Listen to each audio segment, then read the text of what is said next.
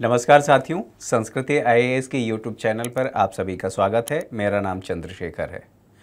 तो आज के सेशन में जो बात बजट की एक सीरीज़ शुरू की गई है, उस सीरीज़ में हम बात करने वाले हैं बजट की संरचना क्या होती है, कहाँ से सरकार को प्राप्ति होती है और कहाँ पर व्यय होता है। तो पिछली क्लास में आप लोगों ने देखा होगा कि बजट की संरचना के बारे में केवल मैंने फ्रेम बता दिया था, क्या क्या है। आज उसे हम डिटेल में समझने वाले हैं। तो एक बार उसी चीज़ को हम दोबारा देख लेते हैं और फिर आगे बढ़ते हैं। तो चलिए सेशन की शुरुआत करते हैं। बजट की संरचना, आप बजट कह सकते हैं सिंपली। इसको दो भागों में बांट करके हम लोगों ने देखा था। एक को मैंने कहा था राजस्व बजट, राजस्व बजट, ठीक है, और दूसरे को मैंने कहा था पूंजीगत बजट, ठीक है। इसे पुनः हम लोगों ने दो भागों में बांटा था और मैंने आप लोगों को बताया था कि राजस्व प्राप्ति और राजस्व व्यय, ठीक है। इसको रेवेन्यू बजट कहेंगे, इसको कैपिटल बजट इंग्लिश में कहेंगे, इसको रेवेन्यू। यहाँ पर ध्यान रखेंगे प्राप्ति है तो रिसीट, पी इसमें होता है लेकिन पी साइलेंट होता है, इसलिए मैंने इसको कहा कि रेवेन्यू रिसीट, ठीक है, रेवेन्यू रिसीट संक्षेप में। और इसे जो राजस्व व्यय है इसको कहा जाता है रेवेन्यू एक्सपेंडिचर, संक्षेप में समझ लीजिए। इसको भी पुनः हम लोगों ने दो भागों में बांट करके देखा था। एक को मैंने कहा था कि पूंजीगत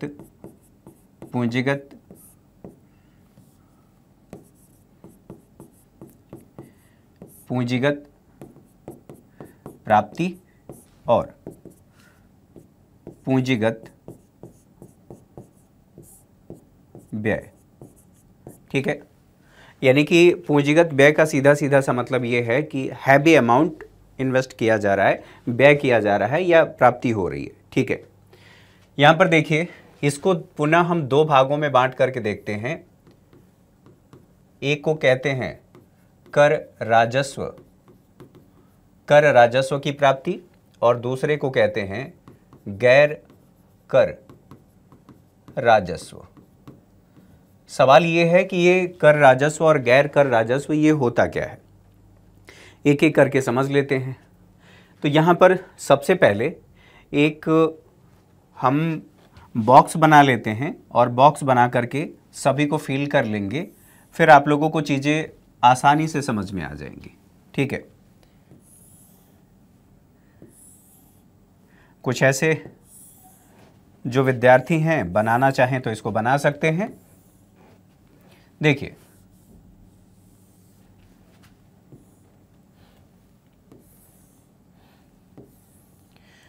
यहां पर आप लोगों को देयता पता होगा, देयता और परिसंपत्ति, इन दोनों को एक बार मैं स्पष्ट कर देता हूं, फिर हम आगे बढ़ते हैं। फिलहाल यहाँ पर देखिए, इसको कहते हैं रेवेन्यू रिसीट, ठीक है, और रेवेन्यू एक्सपेंडिचर, कैपिटल रिसीट, ठीक है, कैपिटल रिसीट और कैपिटल एक्सपेंडिचर।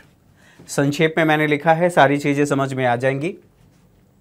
अब मैंने ये कहा कि देयता और जो परिसंपत्ति है इसको हम कैसे समझें। तो देयता और परिसंपत्ति को ऐसे समझिए, मान लीजिए एक बैंक है, ठीक है, बैंक है।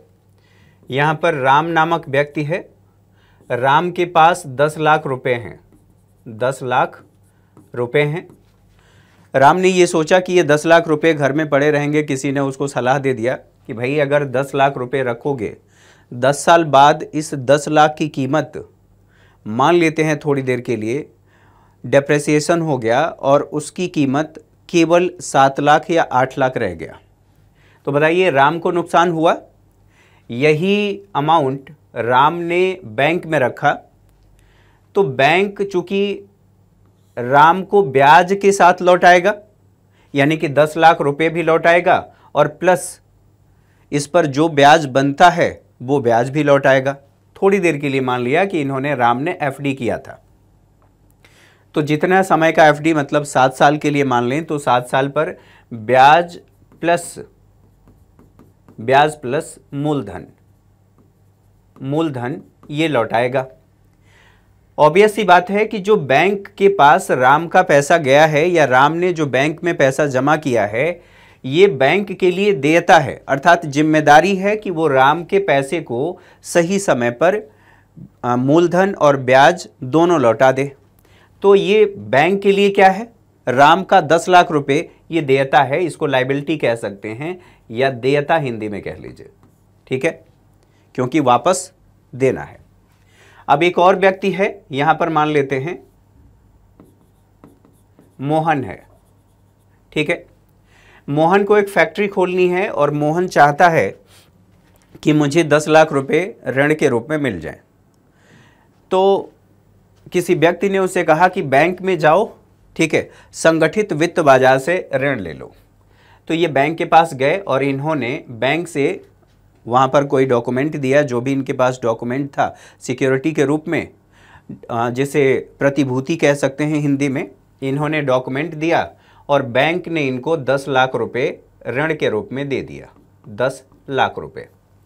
बताइए, जो बैंक ने मोहन को दिया, अब ये 10 लाख रुपए बैंक की क्या है, परिसंपत्ति है, परिसंपत्ति जिसे एसेट कहते हैं इंग्लिश में, ठीक। अब मोहन क्या करेंगे, मोहन बैंक को, ये जो बैंक की परिसंपत्ति है 10 लाख रुपए जो ऋण के रूप में मोहन को दिया गया है, ये मोहन के लिए लायबिलिटी है, यानी कि मोहन इस 10 लाख रुपए को ब्याज के साथ बैंक को लौटाएंगे। तो आप बताइए, हमें केवल इतना ध्यान रखना है कि राम ने जो बैंक में पैसा जमा किया है वह उसकी राम की एसेट है, लेकिन बैंक की लायबिलिटी है। एसेट का मतलब यह है कि एसेट उस पर रिटर्न ले आता है और लायबिलिटी यहाँ पर आपकी देयता है, आपको लौटाना है। तो ये एसेट और लायबिलिटी, ये बात आपको समझ में आ गई होगी, और जब एसेट और लायबिलिटी समझ में आ गई तो ये बातें आप लोगों को समझ में आ जाएंगी, ठीक है। अब इसको मैं हटा देता हूँ समझने के लिए आसान भाषा में। सोचिए, मैंने कहा कि रेवेन्यू रिसीट, रेवेन्यू रिसीट क्या है, आसान भाषा में थोड़ा सा टेक्निकल लगेगा लेकिन आसान भाषा में समझाने की कोशिश करूंगा। यह वह प्राप्ति, आप ऐसे कह सकते हैं कि राजस्व प्राप्ति, ठीक है, वह प्राप्ति है जिससे यहां पर लायबिलिटी है, न तो लायबिलिटी बढ़ती है और न ही यहां पर एसेट में कमी आती है। अब आपको यह समझ में आ रहा होगा कि ये क्या है, इसका मतलब समझ में नहीं आया। मान लीजिए आपने सरकार को टैक्स दिया, ठीक है, टैक्स दिया तो सरकार को प्राप्ति हो गई। अब बदले में आप सरकार से कुछ डिमांड कर रहे हैं क्या? नहीं कर रहे हैं। अब आपके जहन में ये आ रहा होगा कि हम लोकतंत्र में रहते हैं, सरकार की जिम्मेदारी है कि वो हमारे लिए सुविधाएं उपलब्ध कराए। ये सब कुछ बात ठीक है, लेकिन यहाँ पर हमें केवल ये देखना है कि प्राप्ति हो रही है या नहीं हो रही है। हम बजट के संदर्भ में बात कर रहे हैं। वो बात की बात है कि सरकार की जिम्मेदारी बनती है कि टैक्स लिया है तो कल्याणकारी कार्यों पर सरकार खर्च करे। वो सारी बातें ठीक है, केवल यहाँ पर बजट की बात हो रही है। तो आपने टैक्स पे किया, तो टैक्स पे किया, जो सरकार को टैक्स से प्राप्ति हुई, तो क्या उससे सरकार की देयता बढ़ी? सरकार आपको लौटाती है क्या टैक्स? नहीं लौटाती है। तो उसकी देयता यानी कि सरकार की देयता में वृद्धि नहीं हो रही है। सरकार की परिसंपत्ति में उसे कुछ कमी आ रही है क्या? यानी कि सरकार की जितनी भी एसेट है उसमें कहीं कोई कमी नहीं आई। तो ये बात आप लोगों ने समझ लिया। तो इसी बात को अब यहाँ पर देखिए, मैंने ये कहा था कि कर राजस्व, तो कर राजस्व की प्राप्ति, यहाँ पर क्या हो जाएगा? टैक्स। जो आपने टैक्स दिया वो सरकार के लिए कर राजस्व प्राप्ति है। राजस्व प्राप्ति है लेकिन उसमें भी कर राजस्व की प्राप्ति है। क्लियर है? अच्छा, अब बात आती है कि कर राजस्व तो हमने समझ लिया। यहां पर देखिए, मैंने थोड़े समय के लिए एक और एग्जांपल ले लेते हैं। मान लीजिए कुछ ऐसा हुआ कि ये रेड लाइट है, ठीक है, ये रेड लाइट है और रेड लाइट पर जो पुलिस खड़ा है वो सरकार को रिप्रेजेंट कर रहा है। तो इस रूप में आप ऐसे भी कह सकते हैं कि जो रेड लाइट है ट्रैफिक लाइट की बात कर रहा हूँ, कुछ और ना सोच लें आप लोग, है ना। तो ये सरकार को रिप्रेजेंट कर रहा है। इधर से आने वाले व्यक्ति को रुकने का संकेत दिया जाता है ताकि इधर से व्यक्ति जो आ रहा है वो चला जाए, फिर आप जाइए। तो ऐसा क्रम से चलता रहता है। हुआ क्या कि एक समय ऐसा आया कि एक बहुत अच्छी, ठीक है, यहाँ पर गाड़ी आ रही है, गाड़ी चालक भी बहुत अच्छा है, ठीक है, गाड़ी चालक भी बहुत अच्छा है। आप भी इधर गाड़ी से आ रहे हैं और आपने जैसे ही गाड़ी के चालक को देखा, यहाँ पर जो चला रहा है, आपको ऐसा लगा कि मेरे सपनों की रानी कब आएगी, तो मैं गाना गुनगुना रहा था, मेरे सपनों की रानी आ गई। और आपने जो आप हमेशा गुनगुनाते रहे होंगे कि हाँ तुम बिल्कुल वैसी हो जैसा मैंने सोचा था, कुछ ऐसा ही यहाँ पर हो गया। जैसे ही आपने देखा, फिर आप आपा खो बैठे। यहाँ पर रेड लाइट हो गया और जैसे ही गाड़ी यहाँ पर रुकी, आप लगातार देखे जा रहे हैं। दिल्ली की भाषा में कुछ और ही कहा जाता है, फिलहाल के लिए आप देख रहे हैं। आपको ये लगा कि बस यही है। और आजकल तो प्यार जो होता है हर 2 मिनट में होता है, हर 2 मिनट में ब्रेकअप होता है। तो ये सारी चीज़ें यहाँ आपके साथ हो रही हैं और आपने सोच लिया कि बस यही और ये नहीं तो कोई और नहीं, ठीक है। ये कहा जाता है ना, तू नहीं कोई और सही, कोई और नहीं कोई और सही। इन भाई साहब ने ये सोच लिया कि तू नहीं तो कोई नहीं। अब यहाँ पर ये देख रहे हैं और तब तक यहाँ पर 30 सेकंड के लिए रेड लाइट हुई थी और इसी 30 सेकंड में अभी ये देख ही रहे हैं, तब तक ये गाड़ी निकल गई। इन्होंने तुरंत गाड़ी बढ़ाने की कोशिश की, तब तक इनका गियर, क्लच, एक्सीलेटर तीनों का कॉम्बिनेशन सही नहीं बैठा और सही कॉम्बिनेशन नहीं बैठने की वजह से इनकी गाड़ी यहीं बंद हो गई। अब इन्होंने आनन फानन में अपनी गाड़ी स्टार्ट की और पीछा करना शुरू किया और जब तक ये आगे बढ़ते तब तक यहाँ पर जो ग्रीन लाइट थी वो रेड हो गई। रेड हुई तो यहीं पर एक व्यक्ति खड़ा था जो सरकार को रिप्रेजेंट कर रहा है, ठीक है। बड़ी मुश्किल से नया व्यक्ति है, बड़ी मुश्किल से जॉब लगी है, ईमानदारी अभी कूट कूट करके भरी है कि नहीं कुछ भी हो जाए रिश्वत नहीं लेनी है। आपने सोचा कि मैं निकल जाऊंगा, लेकिन इन्होंने यहाँ पर आपको रोक लिया और जैसे ही रोका, रोकने के बाद कहा कि भैया पहले लाइसेंस दिखाओ। आपके पास लाइसेंस नहीं था। मोटर व्हीकल एक्ट के तहत जो नया संशोधन हुआ है, उन्होंने कहा कि पॉल्यूशन सर्टिफिकेट दिखाओ, वो भी नहीं है। पॉल्यूशन सर्टिफिकेट के लिए 10,000 का चालान है, 10,000 का चालान है। बाकी जो आपके पास लाइसेंस नहीं है उसका चालान अलग से, आपने जो रेड लाइट जंप किया है उसका चालान अलग से। कुल मिलाकर के मान लेते हैं 20,000 रुपये का यहाँ पर आपका चालान बना। बताइए 20,000 रुपये का चालान जो बना है, ये व्यक्ति ईमानदार है, कह रहा है कि नहीं, 2 तरीके हैं पर्ची कटवाने के, आप या तो सेटल कर लें। तो ये व्यक्ति मान के बैठा है कि नहीं मैं ऐसा नहीं करूँगा। तो 20,000 का चालान कटा, तो ये 20,000 कहाँ पर गया? ये सरकार के खाते में गया। तो सरकार के खाते में गया तो ये सरकार के लिए प्राप्ति है और सरकार के लिए प्राप्ति है तो बताइए इसको किस में शामिल करेंगे? यानी कि गैर कर राजस्व में इसको शामिल किया जाएगा। तो ये क्या है? आप पर जुर्माना लगाना, जुर्माना लगा तो इसको कहा गया कि यह सरकार के लिए प्राप्ति तो है लेकिन गैर कर राजस्व की प्राप्ति है। यहां पर बात समझ में आ गई? अच्छा, सरकार की बहुत सी ऐसी कंपनियां हैं जो आर्थिक क्रियाएं करती हैं। आर्थिक क्रियाएं उत्पादन, उपभोग, विनिमय और वितरण। तो ये जो कंपनी चल रही है उससे, जैसे मान लेते हैं भेल इंडिया, भेल कंपनी है, तो भेल से सरकार को लाभ की प्राप्ति हुई। तो जो सार्वजनिक क्षेत्र की कंपनी है उससे लाभ की प्राप्ति हुई, इसका मतलब ये है कि वो सरकार के खाते में जाएगा। तो मैं यहाँ पर कह सकता हूँ कि जो यहाँ पर पीएसयू से, पब्लिक सेक्टर यूनिट से लाभ की प्राप्ति हुई या लाभांश, ये भी क्या है?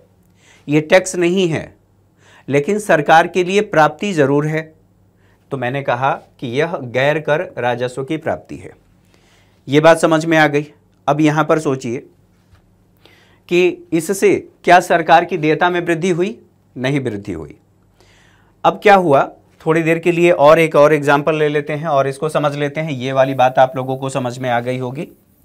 अब तो आप लोग योगी और मोदी जी की जोड़ी जानते हैं, ठीक है, लगातार चर्चा में भी रहती है। तो मैंने कहा कि सेंट्रल गवर्नमेंट और यहाँ पर योगी जी, ठीक है, मोदी जी ने योगी जी को 10,000 करोड़ ऋण दिया, ठीक है, विकास कार्य करिए, जो भी आपको करना है वो करिए, बाद में आप मुझे लौटा दीजिएगा। योगी जी ने क्या किया, इनको 50 करोड़ का ब्याज लौटाया। बताइए, ये ऋण है, ब्याज देना पड़ेगा। तो इन्होंने मोदी जी ने कहा योगी जी से कि भैया इतना लिए हो, ब्याज तो दे दो, ठीक है। इन्होंने कहा कि ठीक है, अभी मैं ऋण तो नहीं चुका सकता लेकिन ब्याज जरूर दे दूंगा। इन्होंने 50 करोड़ का ब्याज चुकाया।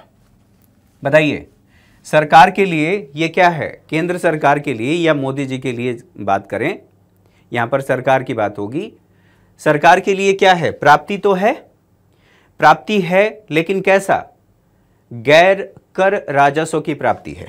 तो अब यहाँ पर आप क्या लिखेंगे कि जो ब्याज की प्राप्ति होती है इसको किस में शामिल किया जाता है, ब्याज की प्राप्ति। ये क्या है, गैर कर राजस्व है। यहां पर आपको समझ में आ गया। अच्छा, सरकार को विभिन्न संस्थाओं से ऋण भी तो मिलता है, अनुदान मिलता है, ऋण नहीं, अनुदान यानी कि जिसे वापस नहीं करना है, इसको हम क्या कहेंगे, ये सरकार के लिए प्राप्ति है, गैर कर राजस्व की प्राप्ति है, ठीक है, अनुदान। एक और बात समझिए, मान लीजिए कि 2 लोग दिल्ली आए थे, ठीक है, दिल्ली 2 लोग पढ़ने आए थे और उन्होंने संस्कृति आईएएस में क्लास लिया और क्लास लेने के बाद उन्हें एक चीज़ की जानकारी, पढ़ाया तो दोनों ही गया, एक होता है फंडामेंटल राइट और एक होता है फंडामेंटल ड्यूटीज़। इन्होंने फंडामेंटल राइट ठीक से पढ़ा, फंडामेंटल ड्यूटीज़ इनके लिए बेकार लगा, इन्होंने उतना ध्यान नहीं दिया। खैर, फंडामेंटल राइट पढ़ा, पढ़ने के बाद इनको ये पता चला कि हमें चयन का अधिकार है। चयन का अधिकार मतलब जीवन साथी का चयन कर सकते हैं, फंडामेंटल राइट है। तो इन दोनों ने यहाँ पर मान लेते हैं, राम लिखने में कोई समस्या नहीं है, ठीक है, राम, और यहाँ पर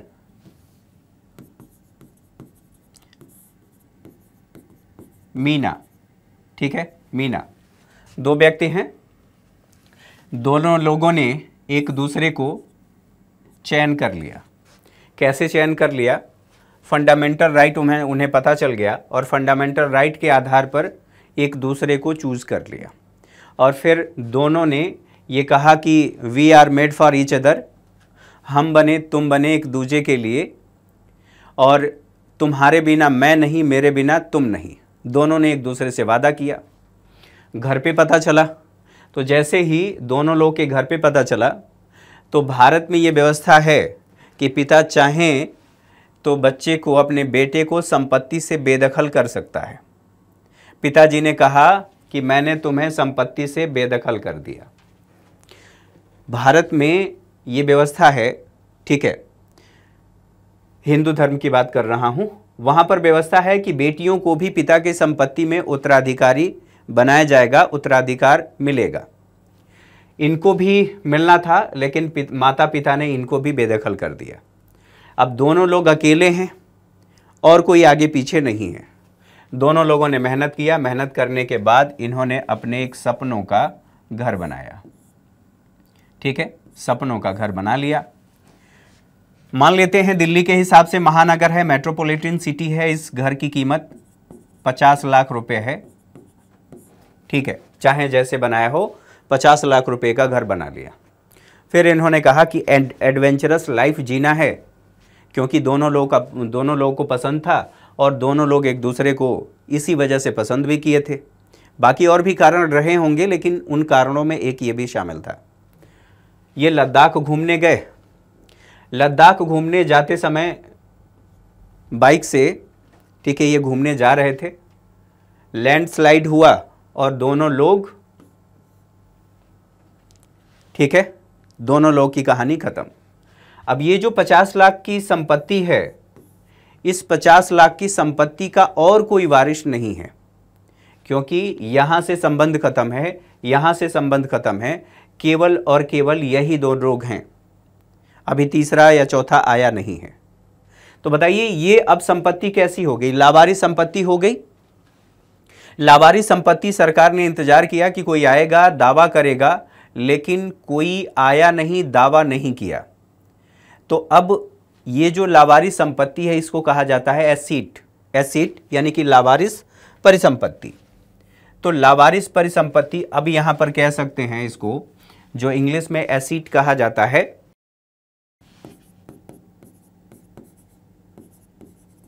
एसेट यानी कि लावारिस परिसंपत्ति। सरकार ने इस परिसंपत्ति को नीलाम कर दिया और नीलामी से सरकार को 50 लाख की प्राप्ति हो गई। बताइए, जो सरकार को 50 लाख की प्राप्ति हुई वो क्या है? यह राजस्व तो है, इसमें कोई संदेह नहीं है, राजस्व है, लेकिन गैर कर राजस्व है।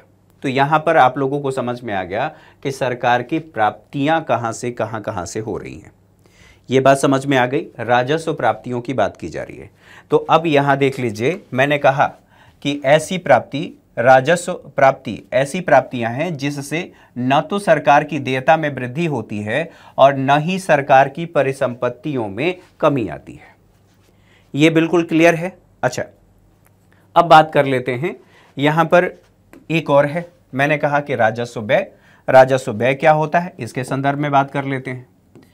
राजस्व व्यय एक एक को क्लियर करते चलेंगे ताकि कहीं ऐसा ना हो कि बहुत ज़्यादा घालमेल हो जाए और चीज़ें समझ में ना आए। अब मान लीजिए कि सरकार ने भी तो ऋण लिया होगा, तो सरकार ने जो ऋण लिया है उस पर ब्याज का भुगतान किया गया, ब्याज का भुगतान किया गया। अंतर्राष्ट्रीय संस्थाओं से या कहीं से भी जो ऋण लिया गया है सरकार के द्वारा, सरकार ने उस पर ब्याज का भुगतान किया। तो सरकार ने जब ब्याज का भुगतान किया तो बताइए, यहां पर मैं ऐसे कह सकता हूं कि सरकार की लायबिलिटी में कमी, ठीक है। अच्छा, एक तो ये बात है ब्याज का भुगतान। दूसरी बात यहां पर मैंने कहा कि सब्सिडी। सब्सिडी, सब्सिडी क्या होती है इसको डिटेल में समझ लेते हैं। सब्सिडी का सीधा सीधा सा मतलब यह है, मान लीजिए आपके घर गैस सिलेंडर आता है, ठीक, आपके घर गैस सिलेंडर आ रहा है। इस गैस सिलेंडर की मार्केट प्राइस, मार्केट में देखेंगे तो ये 1500 रुपये का है। कितना? 1500 रुपये का। लेकिन सरकार ने ये कहा कि भैया ये इसेंशियल है, आवश्यक है, ठीक है, इस पर हम 500 रुपये की सब्सिडी दे देते हैं। यानी कि सरकार ने कहा कि आप गैस सिलेंडर लेंगे तो ये केवल आपको 1000 रुपये का पड़ेगा। ये एग्जाम्पल है, ठीक है, केवल समझने के लिए। सब्सिडी सरकार ने दे दिया। इसको सब्सिडी, ये 500 रुपये जो दिया गया है इसको कहा जाता है सब्सिडी। सहायकी हिंदी में कह लीजिए, इंग्लिश में सब्सिडी, उसको देवनागरी लिपि में आप लिख सकते हैं, कोई दिक्कत नहीं है। ये बात समझ में आ गई। तो जो ये 500 रुपये सरकार ने दिया, ये क्या है? सब्सिडी। तो जो सरकार सब्सिडी देती है वो व्यय ही तो है, यानी कि सरकार का उस पर व्यय हो रहा है। तो एक बात यहां पर सोचिए, इससे सरकार की लायबिलिटी में कमी आई क्या? सब्सिडी तो देना ही है। एक और बात सोचिए, यहां पर एक स्कूल का 10वीं क्लास का बच्चा है, 10वीं क्लास, और 10वीं क्लास के बच्चे ने 10वीं में 90% अंक ले आया। सरकार ने यह कहा था कि अगर कोई 90% ले आएगा कोई बच्चा, तो उसे हम प्रोत्साहन राशि देंगे, प्रोत्साहन राशि देंगे, ठीक है। अब प्रोत्साहन राशि देने का मतलब ये है कि जो भी इस तरह के बच्चे होंगे उन सभी बच्चों को दिया जाएगा, सरकार का व्यय होगा। तो बताइए, इससे सरकार की देयता में क्या कमी आई? नहीं आई। अब जब सरकार की देयता में कमी नहीं आई तो हमने इसको क्या कहा कि ये सरकार का व्यय है, और इससे सरकार की परिसंपत्ति बढ़ी क्या? नहीं बढ़ी। तो अब यहां पर इसको कह लेंगे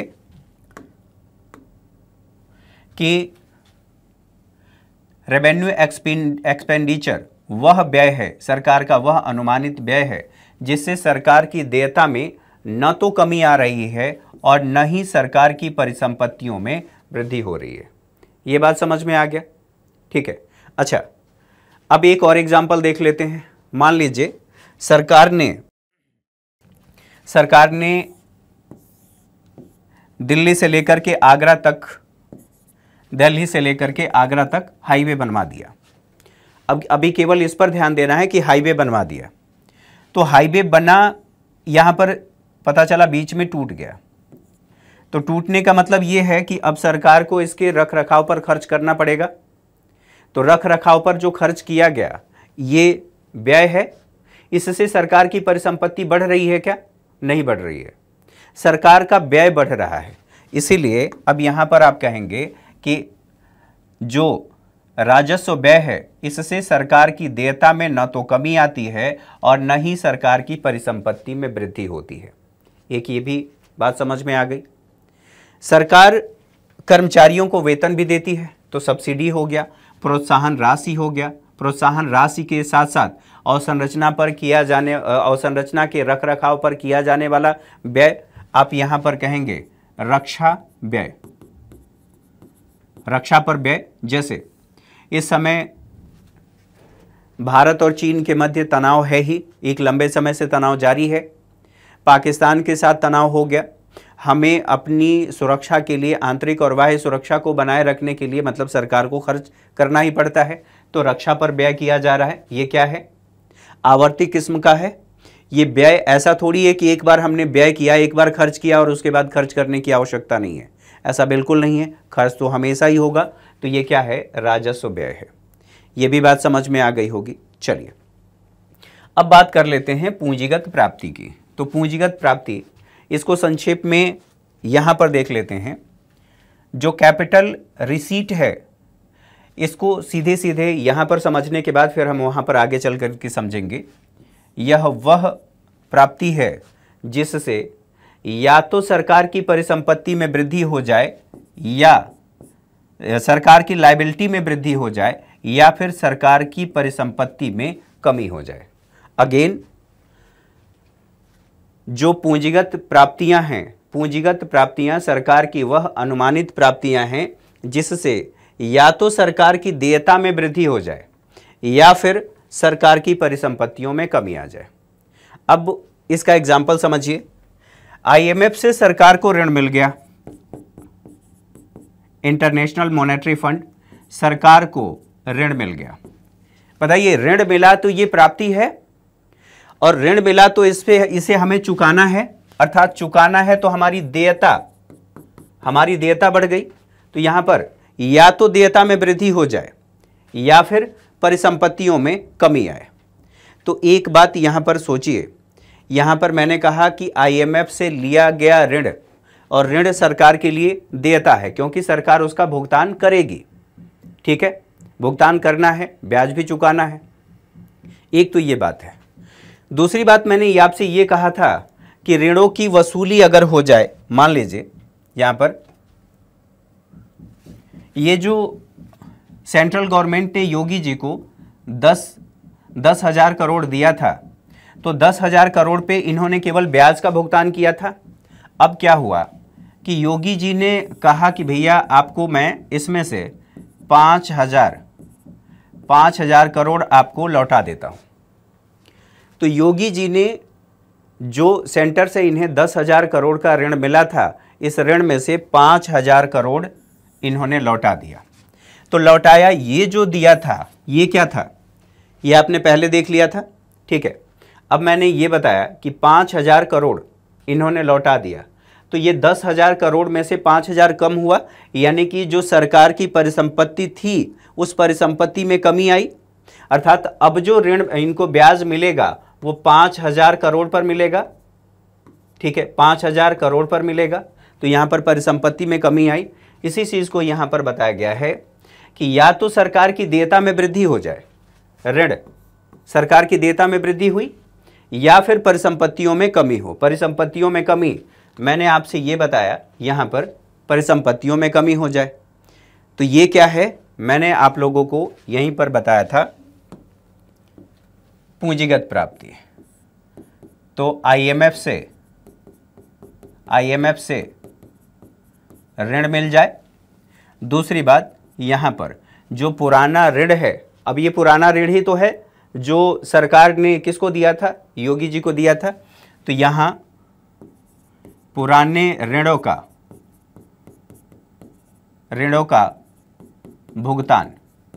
भुगतान हो गया। यहाँ जो भुगतान की बजाय आप यहाँ पर पुराने ऋणों की वसूली,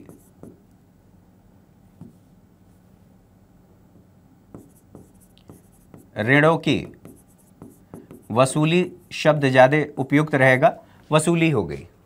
ठीक है, ये बात समझ में आ गई। एक बात और सोचिए, संपत्ति का यदि विक्रय कर दिया जाए सरकार के पास, एक आप लोगों ने ये देखा होगा कि लगातार चर्चा में ये रह रही है ये बात कि जो सेना की ज़मीन है या फिर रेलवे की ज़मीन है, इन ज़मीनों पर लगातार इंक्रोचमेंट हो रहा है, अतिक्रमण हो रहा है, अवैध कब्जा हो रहा है। तो सरकार ने ये सोचा कि ये जो ज़मीन है, इस ज़मीन में से इतना हिस्सा एकदम क्लोज जो है उसको छोड़ करके इस वाले हिस्से को हम क्या करते हैं, बेच देते हैं। तो इस ज़मीन को सरकार ने बेच दिया। ठीक है, सरकार ने बेच दिया। स्वाभाविक सी बात है, इस संपत्ति को बेचने से सरकार को जो प्राप्ति हो रही है उस प्राप्ति को हम क्या कहेंगे, संपत्ति का विक्रय किया गया है। और संपत्ति के विक्रय से प्राप्त संपत्ति का विक्रय से सरकार को प्राप्ति तो हो रही है। तो यहां पर इसी चीज को सोचिए, यहां देयता, संपत्ति, या तो मैंने कहा कि देयता बढ़ जाए या फिर परिसंपत्ति में कमी आ जाए। तो जब सरकार ने इसको बेचा तो सरकार की परिसंपत्ति में कमी आई। ऑब्वियस सी बात है, सरकार की जो जमीन थी, रेलवे की जमीन थी या सेना के लिए जो जमीन थी, उसमें कमी आ गई, यानी कि संपत्ति का विक्रय भी पूंजीगत प्राप्ति है। ठीक है, यहां तक चीजें क्लियर हो गई। एक मैंने और आप लोगों को यहां पर देखिए, विनिवेश, ठीक है, डिसइन्वेस्टमेंट, इसको ऐसे समझिए कि यह एक सरकारी कंपनी है। ठीक है, सार्वजनिक क्षेत्र की कंपनी है जिसे पीएसयू कह सकते हैं, पब्लिक सेक्टर यूनिट्स है। सरकार ने क्या किया, इसमें 100% हिस्सेदारी सरकार की है। सरकार ने इसमें से अपनी 40% हिस्सेदारी बेच दिया, निजी क्षेत्र को बेच दिया। विनिवेश का सीधा सीधा सा मतलब है, सार्वजनिक क्षेत्र के उपक्रमों से जब सरकार अपनी हिस्सेदारी कम करती है तो उसे विनिवेश कहा जाता है, विनिवेशीकरण। ठीक है, तो सरकार ने 40% बेच दिया, तो 40% हिस्सा, 40% शेयर सरकार का कम हुआ, और 40% कम होने को ही हमने कहा कि विनिवेश, और इससे सरकार की प्राप्ति हुई। तो सरकार हर साल विनिवेश से कुछ प्राप्ति का लक्ष्य रखती है। तो सरकार ने क्या किया, बेचा, या विनिवेश आप ऐसे कह सकते हैं।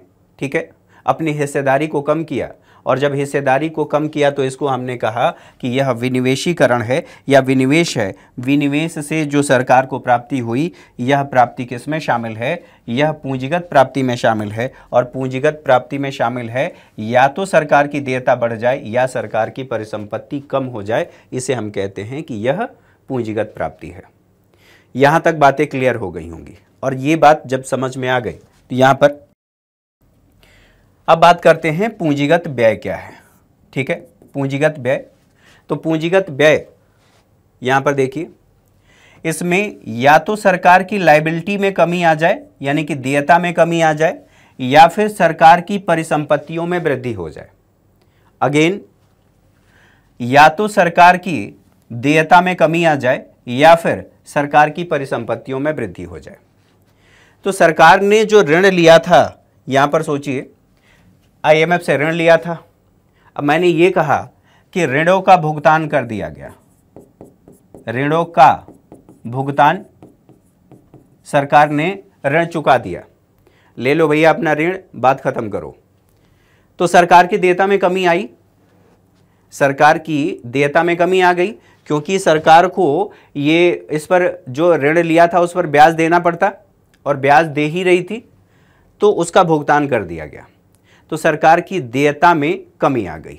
अच्छा, मैंने कहा यहां पर देखिए, या तो सरकार की देयता में कमी हो जाए, या यहां पर या लगा हुआ है, या परिसंपत्तियों में वृद्धि हो जाए।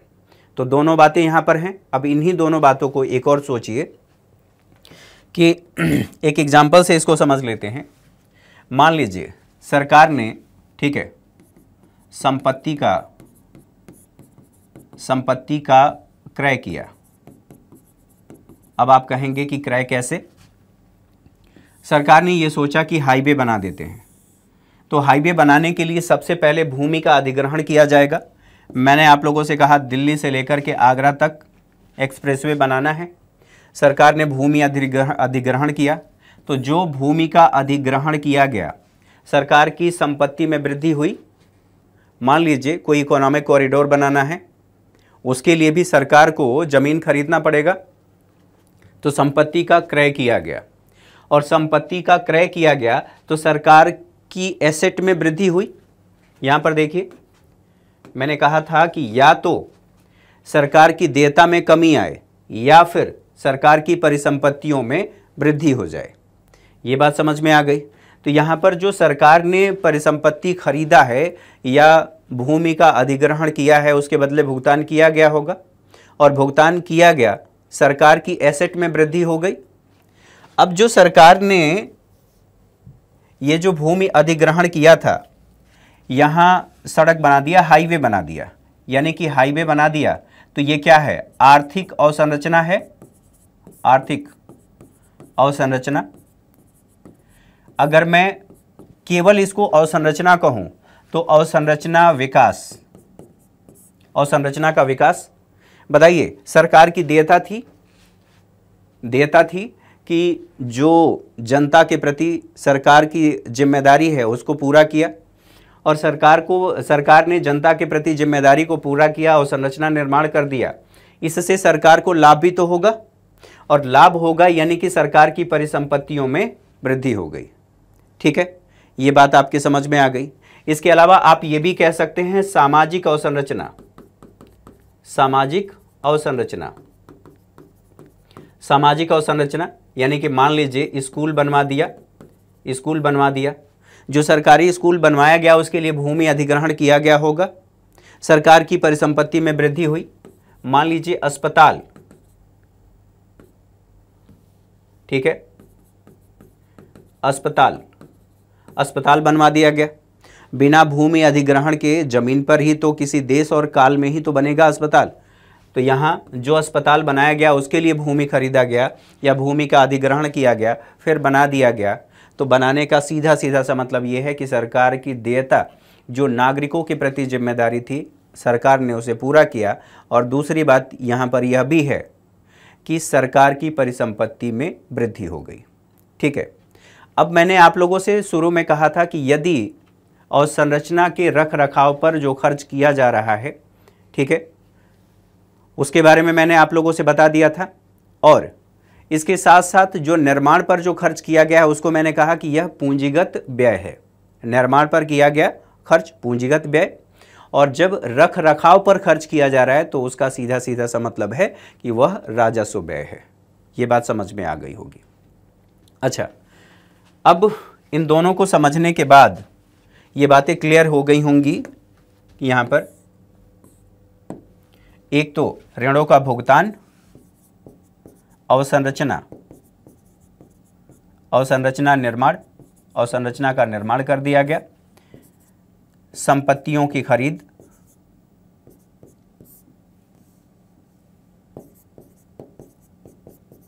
संपत्ति का क्रय, कह लीजिए क्रय। ठीक है, ये सब कुछ क्या है, इन सबको मिला करके कहा गया कि यह पूंजीगत व्यय है। अब एक बात सोचिए इन सब में से अगर आपसे ये पूछा जाए कि कौन सी प्राप्ति अच्छी है, तो ऑब्वियस सी बात है जो ये वाली प्राप्ति है राजस्व प्राप्ति, ये अच्छी है। राजस्व प्राप्ति अच्छी क्यों है? क्योंकि इससे न तो सरकार की, ठीक है, न तो सरकार की देयता में वृद्धि हो रही है और न ही सरकार की एसेट में कमी आ रही है।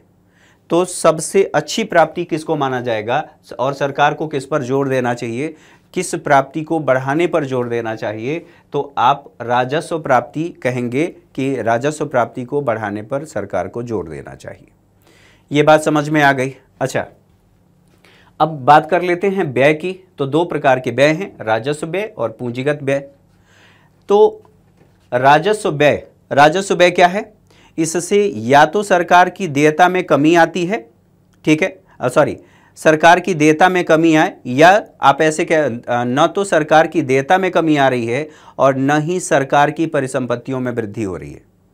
तो ये तो ठीक नहीं है, क्योंकि इससे न तो देयता में कमी आ रही है, एक बार आपने कर्मचारियों को वेतन दिया तो फिर उसको देना नहीं है, ऐसा तो नहीं है, आपको फिर देना पड़ेगा।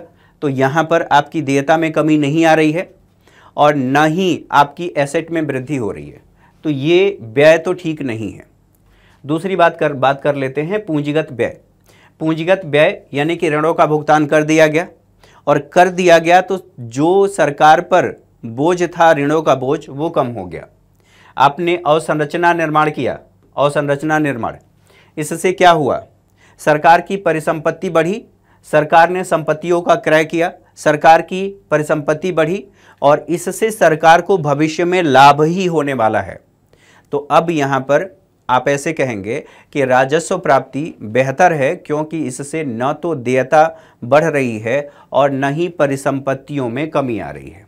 दूसरी बात, पूंजीगत व्यय अच्छा होता है। पूंजीगत व्यय अच्छा इसलिए होता है क्योंकि इससे न तो देयता में वृद्धि हो रही है, ठीक है, इससे देयता में वृद्धि नहीं हो रही है, या फिर इसको दूसरे तरीके से कह सकते हैं कि या तो देयता में कमी आ जाए या फिर परिसंपत्तियों में वृद्धि हो जाए। अगेन रिपीट कर रहा हूं, या तो देयता में कमी आए या फिर परिसंपत्तियों में वृद्धि हो। तो पूंजीगत व्यय जो है, पूंजीगत व्यय ये अच्छा माना जाता है। अब ये बात आपके समझ में आ गया होगा। इन बातों को समझने के बाद अब एक और महत्वपूर्ण बात, इसको समझ लीजिए। देखिए, बजट की स्थितियां कैसी होती हैं? तो बजट की दो स्थितियां होती हैं। बजट की दो स्थितियों के बारे में चर्चा कर लेते हैं। कौन कौन सी स्थितियां हैं बजट की स्थितियां? इसे दो भागों में बांट करके देखेंगे और फिर उसे और डिवाइड करेंगे। एक को कहा जाता है कि यह संतुलित बजट है। संतुलित बजट, संतुलित बजट, ठीक, यानी कि जो प्राप्ति है और व्यय ये दोनों बराबर है। यह एक आदर्श स्थिति है। आप ऐसा कह सकते हैं जो कुल प्राप्ति है और कुल व्यय ये दोनों बराबर हैं। या किसी भी अर्थव्यवस्था में ये कहें कि ये आदर्श स्थिति है, यानी कि आर्थिक स्थिरता को बनाए रखने के लिए ऐसा किया जाता है, ठीक है। दूसरी बात, यहाँ पर संतुलित है तो यहीं पर असंतुलित बजट, ठीक है। अब असंतुलित बजट क्या है? इसको दो भागों में बांट करके देखा जाता है। अब ये दोनों कौन है? सीधी सीधी सी बात है कि एक को कहा जाएगा घाटे का बजट। घाटे का बजट, घाटे का बजट क्या है? इसका मतलब है कि जो कुल प्राप्ति है, कुल व्यय और कुल प्राप्ति या कुल प्राप्तियां कह लीजिए, प्राप्तियां, इसका मतलब समझ रहे होंगे, यानी कि व्यय हमारा अधिक है और हमारी प्राप्तियां कम हैं, ठीक। ये बात समझ में आ गई। ये आवश्यक क्यों है और ये किस लिए आवश्यक माना जाता है? मान लीजिए थोड़े समय के लिए कि अर्थव्यवस्था में आर्थिक मंदी की स्थिति है। आर्थिक मंदी, मंदी का सीधा सीधा सा मतलब है मंदी, मंदी का मतलब ये है कि डिमांड, यहां पर डिमांड कम है और सप्लाई अधिक है। किसी भी अर्थव्यवस्था में, जैसे आप अपने दोस्त से मिलते हैं जो दुकान चला रहा हो, आप अपने दोस्त से पूछे कि भाई कैसा चल रहा है सब कुछ, उसने कहा कि क्या यार कुछ नहीं चल रहा है। तो आपने पूछा क्यों, क्या हो गया, दुकान तो तुम्हारी अच्छी चल रही होगी और तुम तो अपनी दुकान के मालिक हो, जब चाहें बंद कर सकते हो, जब चाहें खोल सकते हो। उसने कहा बात ये नहीं है, बात ये है कि सामान मेरी दुकान में भरा हुआ है लेकिन ग्राहकी नहीं है। ग्राहकी नहीं है यानी कि डिमांड नहीं है, यानी सप्लाई तो है लेकिन डिमांड नहीं है। अब बात यह है कि डिमांड क्यों नहीं है। डिमांड इसलिए नहीं है क्योंकि लोगों की परचेजिंग पावर, क्रय क्षमता यानी खरीदने की क्षमता कम है। लोगों के पास पैसा नहीं है, तभी तो वो जाकर के बाजार में खरीद नहीं रहे हैं, दुकानदार के पास नहीं जा रहे हैं। तो यहाँ पर मंदी इसलिए है, इसको आर्थिक मंदी कह सकते हैं। मंदी अभी यहाँ पर समझ लीजिए क्योंकि यहाँ पर डिमांड कम है, और डिमांड कम इसलिए है क्योंकि लोगों के पास खरीदने की क्षमता नहीं है। इसको आप कह सकते हैं लोगों की परचेजिंग पावर कम है। क्लियर है, यहाँ तक बातें समझ में आ गई। तो ऐसी स्थिति में चूंकि यहाँ पर मंदी है, ठीक, इस समस्या के समाधान के लिए कहा जाता है कि अर्थव्यवस्था में यदि मांग को बढ़ाना हो या समग्र मांग आप कह सकते हैं, समग्र मांग, इसको बढ़ाना है। कब बढ़ेगा? आप अर्थव्यवस्था में या उस दुकानदार के पास, जो दुकानदार कह रहा है कि मेरी दुकान में सामान तो है लेकिन लोग खरीदने के लिए नहीं आ रहे हैं, ठीक है। कोविड-19 में भी यही स्थिति देखने को मिली थी, अनिश्चितता सबके सामने थी, तो लोग पैसे बचा करके रख रहे थे कि कल को पता नहीं क्या होगा, अभी पैसे बचा लेते हैं। तो वैसी स्थिति में बताइए, हम ये कह सकते हैं कि लोगों के पास उस समय तो क्रय क्षमता थी, फिर भी लोग नहीं खरीद रहे थे। अब इस स्थिति में मैं ये कह रहा हूँ कि लोगों के पास खरीदने की क्षमता ही नहीं है, लोगों के पास रोजगार नहीं है, आप ऐसे भी कह सकते हैं, लोगों की परचेजिंग पावर कम है। तो इस समस्या के समाधान के लिए समग्र मांग में यानी कि डिमांड बढ़ाने के लिए सरकार क्या करती है? सार्वजनिक व्यय इसको बढ़ाती है। और उस समय कोविड-19 में भी तमाम जो अर्थशास्त्री थे उन्होंने यही कहा था कि इस समस्या से निपटने के लिए सार्वजनिक व्यय में वृद्धि करना चाहिए, सार्वजनिक व्यय में वृद्धि करना चाहिए। मान लीजिए सरकार क्या करे, सड़क बनवाना शुरू कर दे, और जब सड़क बनवाना शुरू करेगी तो लोगों को रोजगार मिलेगा, और रोजगार मिलेगा तो लोगों की आय बढ़ेगी, और जब आय बढ़ेगी तो लोग अपनी ज़रूरत का सामान खरीदेंगे यानी कि डिमांड करेंगे, और जब डिमांड करेंगे तो जो डिमांड यहाँ पर सप्लाई ऊपर है और यहाँ पर डिमांड नीचे है, अब ये स्थिति ऐसी हो जाएगी यानी कि डिमांड और सप्लाई इक्वल हो जाएगी। ये बात कहा था एक अर्थशास्त्री हैं जिनका नाम है किन्स, ठीक है।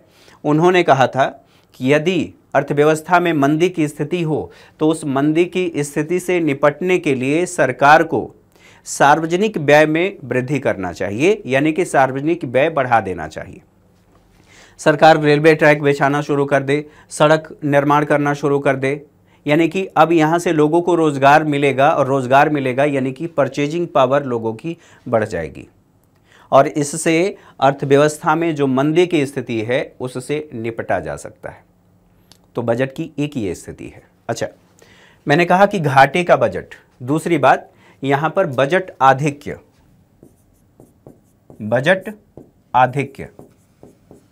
बजट आधिक्य क्या है इसको समझ लीजिए। इसका सीधा सीधा सा मतलब है घाटे का बजट, ये आपने समझ लिया। यहाँ पर क्या क्या बातें होंगी, तो जो कुल प्राप्ति है, प्राप्ति ये अधिक है और जो व्यय है वो कम है, ठीक है। अब इस स्थिति में मान लीजिए कि अर्थव्यवस्था में बहुत ज़्यादा डिमांड हो गई है। इस स्थिति की आवश्यकता क्यों पड़ती है? बजट आधिक्य कब इसका उपयोग किया जाता है? सरकार को प्राप्ति, इसको ऐसे समझ सकते हैं, आंकड़ों में समझ लें, सरकार को जो प्राप्ति हो रही है वो 100 रुपये की हो रही है और सरकार जो व्यय कर रही है वो महज 80 रुपये का कर रही है। यानी कि सरकार की प्राप्ति अधिक है और व्यय कम है, सरकार कम व्यय कर रही है, आपसे टैक्स के रूप में अधिक ले रही है। ऐसा क्यों किया जा रहा है? सरकार ये देख रही है कि अर्थव्यवस्था में मुद्रास्फीति ज़्यादा है, लोगों के पास, आप ऐसे भी कह सकते हैं, लोगों के पास पैसा ज़्यादा है और लोग लगातार डिमांड कर रहे हैं। तो डिमांड कर रहे हैं तो बताइए सप्लाई कम होगी, स्वाभाविक सी बात है वहाँ पर भी स्थिति खराब होगी। ठीक, तो इस समस्या से निपटने के लिए जो लोगों के पास अतिरिक्त तरलता है, मतलब लोगों के पास जो पैसा ज़्यादा है, वो टैक्स के रूप में सरकार उनसे ले रही है। आप ऐसे भी कह सकते हैं सरकार ने उस तरलता को अवशोषित कर लिया। इसको कहा जाता है बजट आधिक्य। ये किस लिए किया जा रहा है? तो अतिरिक्त तरलता को अवशोषित करने के लिए, अतिरिक्त तरलता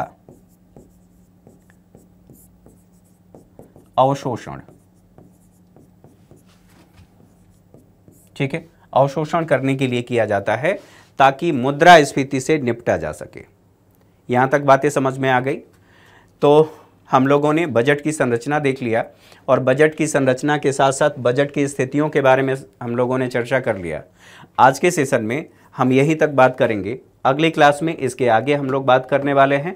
तो अगली कड़ी में जुड़िए और उसे देखिए कि अगली कड़ी में हम किस विषय पर चर्चा करने वाले हैं। आज के सेशन में इतना ही।